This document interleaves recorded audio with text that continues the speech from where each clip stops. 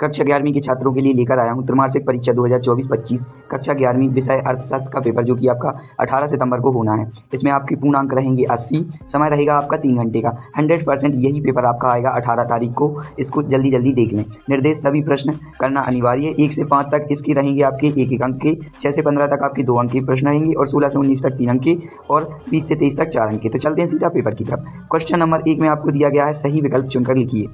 जब आंकड़ों को आधार पर वर्गीकृत किया जाता है तो इसे कहा जाता है। ऑप्शन ए आस्थनिक वर्गीकरण, ऑप्शन का, ऑप्शन सा या ऑप्शन नंबर द, इनमें से कोई नहीं। तो जो इसका राइट आंसर हो जाएगा दोस्तों वो हो जाएगा आपका ऑप्शन नंबर बा, इसका हो जाएगा राइट आंसर, कानूनी की वर्गीकरण। नेक्स्ट, भारत में योजना आयोग की स्थापना किस वर्ष की गई थी? Option A 1947, 1948, 1949, 1950। तो इसका राइट आंसर हो जाएगा दोस्तों ऑप्शन नंबर द 1950 को। अब चलते हैं नेक्स्ट, सांख्यिकी के जन्मदाता हैं। ऑप्शन मार्शल, एचेनवाल, गाल्टन या बाउले। तो इसका जो राइट आंसर हो जाएगा, सांख्यिकी के जन्मदाता हैं, इसका राइट आंसर हो जाएगा ऑप्शन नंबर बा, एचेनवाल। नेक्स्ट, भारत में जेल सेवा प्रारंभ हुई थी 1983 में, 1863 में, 1873 में, 1853 में, 1883 में। तो जो भारत में जेल सेवा प्रारंभ हुई थी वो हुई थी 1853 में। नेक्स्ट, तृतीय क्षेत्र में शामिल है सेवाएं, उद्योग, कृषि या आखेट। तो जो तृतीय क्षेत्र में शामिल हैं वो हैं आपकी ऑप्शन नंबर आ, सेवाएं। नेक्स्ट, निम्न में से कौन सी आर्थिक क्रिया है? उपभोग, वितरण। इसका राइट आंसर इनमें सभी, उपयोग भी, वितरण भी, उत्पादन भी। तो अब चलते हैं नेक्स्ट प्रश्न क्रमांक 2 की तरफ। इसमें ये थे आपके विकल्प। अब चलते हैं प्रश्न क्रमांक 2 की तरफ। रिक्त स्थानों की पूर्ति कीजिए। इसमें आपको दिया गया है 6 रिक्त स्थान दिए गए हैं। स्वतंत्रता प्राप्ति के समय कृषि क्षेत्र में उत्पादन का स्तर खाली स्थान था। ये आपके 1-1 नंबर के प्रश्न हैं। नियोजित आर्थिक व्यवस्था में आर्थिक सत्ता का खाली स्थान हो जाता है। तीसरा है केंद्रीय प्रवृत्ति का सर्वश्रेष्ठ माप खाली स्थान है। तो इसका राइट आंसर है माह है। नेक्स्ट, अब चलते हैं नेक्स्ट, वर्गीकरण खालिस्तान का आधार है। तो जो वर्गीकरण स्वतंत्रता से पूर्व उद्योग केंद्रीकरण बंगाल राज्य में था। और लास्ट इसका पूंजीवाद अर्थव्यवस्था में प्रत्येक शासी अपने लाभ को खालिस्तान करना चाहता है। तो ये थे आपके प्रश्न क्रमांक 2 के खालिस्तान। तो इसका राइट आंसर हो जाएगा अधिक। नेक्स्ट, पहला दूसरा जो आपका क्वेश्चन है और तीसरा चौथा ये आपके अभी तक मिले नहीं हैं, जैसे ही मिल जाएंगे डाल दूंगा। नेक्स्ट, 3 सत्य सत्य चयन करके लिखिए। इसमें आपको 6 सत्य सत्य दिए गए हैं। पहला सत्य है आपका, दूसरा जटिल तत्व सांख्यिकीय सरल में प्रस्तुति करती है, ये भी आपका सत्य है। तीसरा भी आपका सत्य है। और चौथा गुणात्मक तत्व समरणीय किया जा सकता है, ये भी आपका सत्य है, ये आपका असत्य है। छठवां आपका सत्य है, 5वां असत्य है, बाकी आपकी सब सत्य है। तो ये था दोस्तों कक्षा 11वीं का अर्थशास्त्र का पेपर। अब चलते हैं नेक्स्ट क्वेश्चन नंबर 4 की तरफ। सही जोड़ी बनाइए। पहले का इसका ऑप्शन नंबर बा, दादा भाई निरोजी। दूसरा है इसका, ये पहले का आंसर हो जाएगा दोस्तों। दूसरा है इसका 1881। तीसरा है इसका ऑप्शन डी, औद्योगिक नीति 1965 को। चौथा है इसका जी, द्वितीय क्षेत्र।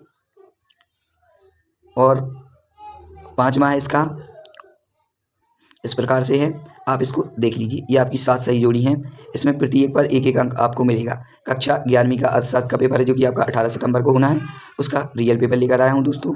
अगर आप इस चैनल पर नए हैं तो इस चैनल को सब्सक्राइब भी कर लीजिए, क्योंकि बाकी के जो आपके पेपर हैं वो भी इसी चैनल पर अपलोड कर दिए गए हैं। तो जाकर आप उनको भी देख लीजिए और अपने दोस्तों में भी शेयर कीजिए। ये आपकी सही जोड़ी हैं 1-1 नंबर की, क्योंकि 100% यही पेपर आपको देखने मिलने वाला है, यही पेपर आपका आएगा। ये आपकी सही जोड़ी है दोस्तों। तो इसको अच्छे तरीके से रख लीजिए, यही पेपर आपको देखने को मिलने वाला है कक्षा 11वीं का अर्थशास्त्र का। तो ये है आपकी सही जोड़ी, इसको आप पढ़ लीजिए और अच्छे तरीके से आप इसको रट सकते हैं।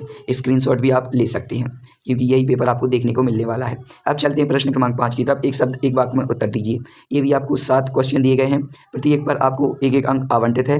पहले का है राइट आंसर प्राथमिक समक। दूसरे का है उस सांख्यिकीय विधि का नाम बताइए जो कम खर्चीली है। तो इसका जो राइट आंसर है वो है प्रति 10 विधि। तो ये दूसरे का राइट आंसर। तीसरे का है भारत में जनसंख्या की गणना के लिए कौन सी विधि अपनाई जाती है। तो इसका राइट आंसर है सर्वेक्षण। नेक्स्ट, वर्तमान में आर्थिक क्रियाओं का मुख्य आधार क्या है? जी हाँ, तो इसका राइट आंसर है उत्पादन। नेक्स्ट, उत्पादन, उपभोग, निवेश। नेक्स्ट है इसका, अर्थशास्त्र का जनक कौन है? Adam Smith. नेक्स्ट, आर्थिक क्रिया से क्या अभिप्राय है? एक वचन में सांख्यिकी को क्या कहा जाता है? तो ये है इसका आंसर। दोस्तों अच्छी तरीके से देख लीजिए, यही पेपर आपको 18 सितंबर को देखने को मिलने वाला है। कक्षा 11वीं का रियल पेपर है दोस्तों, 100% यही पेपर आपका आएगा। प्रश्न क्रमांक 6, अर्थशास्त्र के विभागों के नाम लिखिए अथवा राजस्व से आप क्या समझते हैं? 7वां, आर्थिक समस्याओं के कारण बताइए अथवा सांख्यिकी क्या है? 8, सांख्यिकी की 2 विशेषताएं, अर्थशास्त्र के अध्ययन सांख्यिकी का महत्व। 9, प्राथमिक समांक किसे कहते हैं? जनगणना से क्या आशय है? सारणीय का क्या अर्थ है? समांतर मध्य का सूत्र लिखो। 11वां, एक आदर्श मध्य की गुण लिखो। चतुर्भुज विचलन किसे कहते हैं? बाजार अर्थव्यवस्था का अर्थ बताइए और अथवा अर्थ नियोजन से क्या आशय है?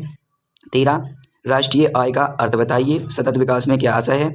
बिंदु रेखीय मार्गदर्शन से क्या समझते हैं? 12, वृद्धि वितरण क्या है समझाइए। 15, विस्तार का सूत्र लिखो अथवा प्रो मार्शल की परिभाषा दीजिए। 16, पूंजीवादी अर्थव्यवस्था को विशेषताएं बताइए अथवा मिश्रित अर्थव्यवस्था की गुण लिखो।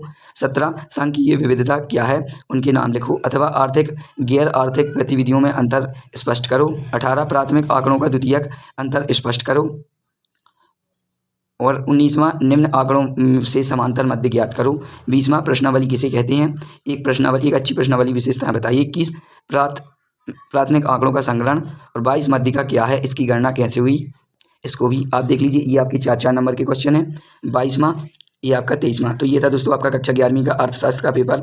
इसके जो आंसर है वो अगली वीडियो में अपलोड कर दूंगा, तो इस चैनल को सब्सक्राइब कर लें और लाइक कमेंट शेयर जरूर करें। धन्यवाद।